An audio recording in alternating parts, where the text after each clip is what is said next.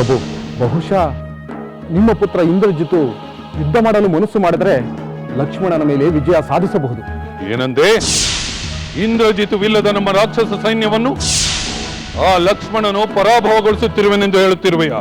ದುರದೃಷ್ಟವಶಾತ್ ಅದು ಸತ್ಯ ಪ್ರಭು. ಲಕ್ಷ್ಮಣನೊಡನೆ ಹನುಮಂತ, ಸುಗ್ರೀವ, ಜಾಂಬವಂತ, ಅಂಗದ, ಜೊತೆಗೆ ನಿಮ್ಮ ಸೋದರ ವಿಭೀಷಣ ಕೂಡ. ಓ ದ್ರೋಹಿ ವಿಭೀಷಣನ ಹೆಸರೆತ್ತಬೇಡ. ಯುದ್ಧದಲ್ಲಿ ಏನಾಗುತ್ತಿದೆ ಅದನ್ನು ಹೇಳು. ಪ್ರಭು, ಸತ್ಯವಾದ ವಿಷಯವೆಂದರೆ ವಾನರ ಸೈನ್ಯದ ಕೈ ಯುದ್ಧದಲ್ಲಿ ಮೇಲಾಗುತ್ತಿದೆ. ಲಕ್ಷ್ಮಣ ಮತ್ತು ವಾನರ ವೀರರ ಪರಾಕ್ರಮಕ್ಕೆ ನಮ್ಮ ರಾಕ್ಷಸ ಸೈನ್ಯ ಚದುರುತ್ತಿದೆ.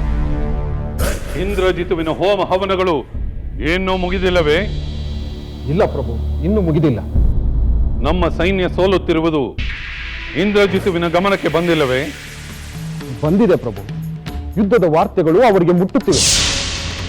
ಆದರೂ ಅವನು ರಣರಂಗಕ್ಕೆ ಬಂದಿಲ್ಲವೆಂದರೆ ಹೋಮ ಅರ್ಧಕ್ಕೆ ನಿಂತರೆ ಅಪಾಯವೆಂದು ಅವನು ಬಲವಾಗಿ ನಂಬಿರಬೇಕು.